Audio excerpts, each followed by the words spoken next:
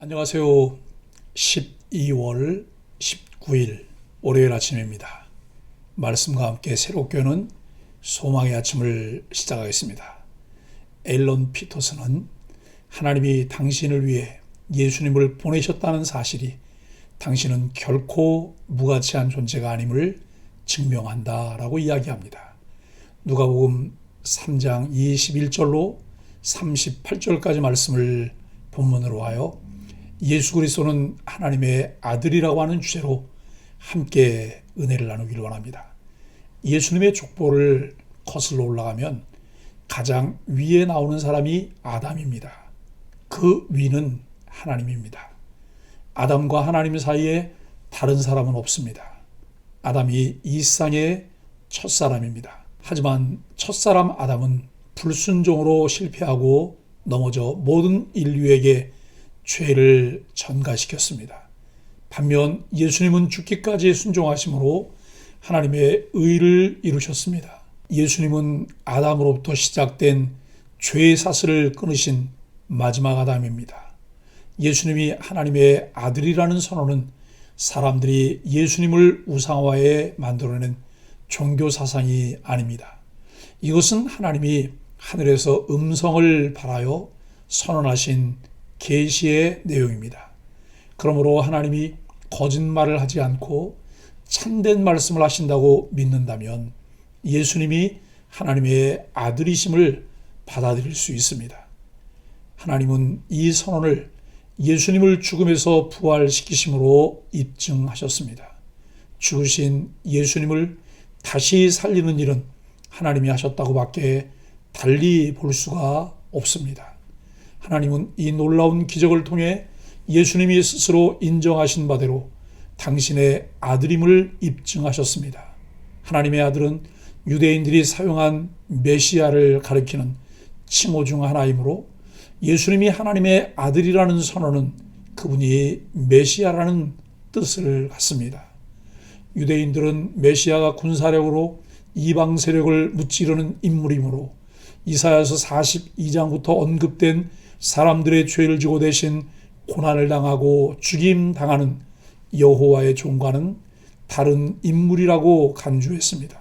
그러나 하나님은 유대인들이 서로 다르게 여긴 이 두 인물의 역할을 종합해 예수님의 정체를 선언하셨습니다. 예수님은 하나님의 아들 메시아이시며 동시에 하나님이 기뻐하시는 종입니다. 이러한 연결은 유대인들이 상상하지 못한 새로운 것이었습니다. 이 둘을 연결시켜 예수님께 적용하신 분은 하나님이십니다. 예수님은 사람들의 죄를 지시고 그들이 받을 형벌을 대신 받으신 고난당한 메시아이십니다. 예수님의 십자가 고난은 우연히 발생한 실패의 사건이 아니라 사역의 처음 단계부터 하나님의 계획 속에 있었습니다. 주 예수님은 하나님의 아들이시며 온 세상의 구주요 왕이십니다. 예수님 세례받으신 기록과 예수님 가문의 족보는 그분이 누구신지를 잘 보여주는 중요한 자료입니다. 예수님이 누구신지 바로 아는 것은 그분의 사역을 이해하고 그 의미를 이해하는 데 도움이 됩니다. 세례를 받는 자리에서 하나님은 직접적으로 예수님의 정체를 계시하셨습니다. 또 우리는 족보를 통해서도 예수님의 신분을 확인할 수 있습니다. 21절, 22절은 세례를 통한 계시입니다. 예수님이 세례를 받으시는 가운데 하나님의 계시가 주어졌습니다. 성령이 비둘기 같은 모습으로 예수님께 내려오시고 하늘로부터 음성이 들렸습니다. 하나님은 예수님을 당신께서 사랑하며 기뻐하는 아들이라고 인정해 주셨습니다. 이 음성은 예수님이 하나님의 아들이심을 확증해 주었습니다. 예수님은 하나님의 아들로서 하나님을 아버지라 부르시는 분입니다. 또 세례받으시는 중에 성령이 예수님께 임하심으로써 선지자 이사야가 오래전에 예언한 메시아에 대한 약속이 성취되었습니다. 이사야 선지자는 그리스도께 하나님의 영이 임하시고 그분이 성령에 의해 기름 부음 받으실 것을 예언했습니다. 예수님은 성령의 능력으로 메시아의 사명을 감당하셨습니다. 예수님은 사역을 하는 기간 내내 당신의 신분과 사명을 마음속에 항상 품고 사셨습니다. 그런데 놀라운 사실은 이러한 예수님의 정체성과 사명이 예수님을 믿음으로 거듭난 우리에게도 동일하게 주어졌다는 것입니다. 예수님을 영접한 우리는 모두 하나님의 자녀로서 엄청난 권세를 가지고 있습니다. 이 권세를 근거로 예수님은 우리에게 이웃사랑과 영원 구원의 사명을 부여하셨습니다. 그렇기 때문에 우리는 항상 하나님 아버지와 친밀한 관계에 머물도록 애써야 합니다. 그리고 맡겨주신 사명에 최선을 다해야 합니다. 성령께서 우리와 함께 하셔서 능히 그 사명을 감당하도록 도와주실 것입니다. 23절로 38절은 족보를 통한 계시입니다. 예수님이 사역을 시작하기에 앞서 족보가 소개되고 있습니다. 이는 예수님이 누구의 후손인지를 밝히기 위한 것입니다.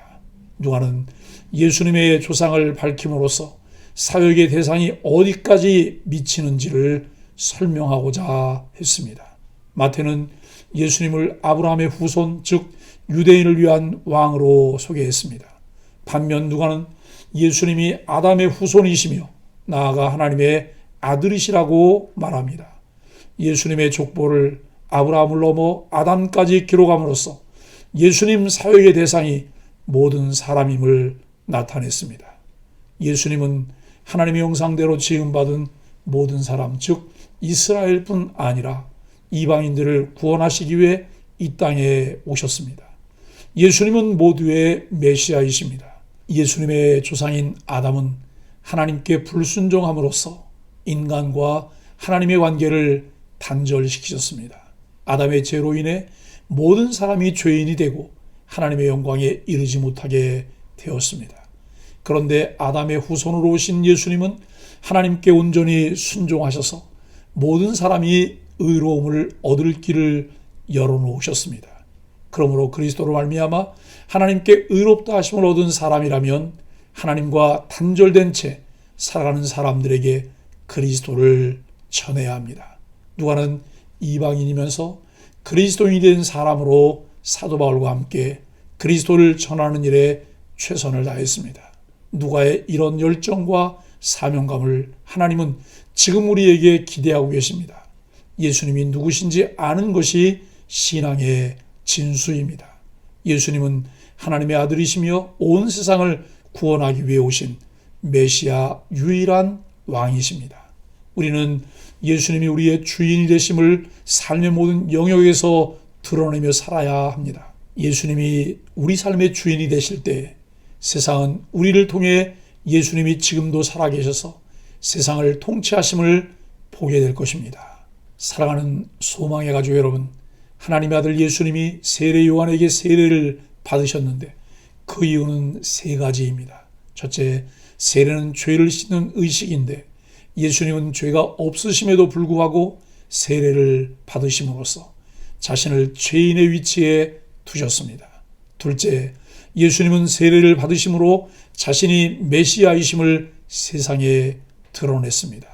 셋째, 예수님이 세례를 받으실 때 들려온 하늘의 음성은 그분이 하나님의 아들이심을 공표합니다. 이렇게 죄 없으신 예수님께서 세례를 받으신 것은 죄 많은 우리를 구원하시기 위함입니다. 예수님의 계보는 하나님의 구속사입니다. 마태복음 1장의 계보가 법적이어서 요셉 중심이라면 누가복음의 계보는 육적이어서 마리아 중심입니다. 누가복음의 계보에는 77명의 조상이 나옵니다. 사람들이 아는 대로는 요셉의 아들이니라는 말로 시작하는데 이는 유대인들이 예수님을 요셉의 아들로 알지만 실은 그렇지 않다는 뜻입니다. 즉 예수님이 요셉의 진짜 육신의 아들이 아니라고 밝히면서 그분이 동정녀 마리아의 몸에서 태어나신 사실을 강조합니다. 예수님의 계보는 아담을 넘어 하나님까지 갑니다. 하나님이 예수님의 진정한 아버지십니다. 예수님을 믿는 사람은 누구나 예수님 안에서 하나님의 자녀가 됩니다. 우리에게 구원의 은혜를 주시고 자녀의 권세를 누리게 하신 예수님을 바로 믿고 전하는 소망의 가족들이 되기를 예수 그리스도 이름으로 간절히 축복합니다. 함께 기도하겠습니다. 하나님, 하나님의 아들이신 예수님이 인간의 역사 속으로 찾아오셔서 인류를 죽음에서 건지셨음을 고백합니다. 예수님으로 말미암아 새 생명을 얻고 이제 하나님께 완전히 이어진 삶을 선물로 받았으니 감사합니다. 그 은혜를 기억하며 하나님의 기쁨이 되는 자녀로 살게 하여 주옵소서. 예수님의 이름으로 간절히 기도합니다. 아멘.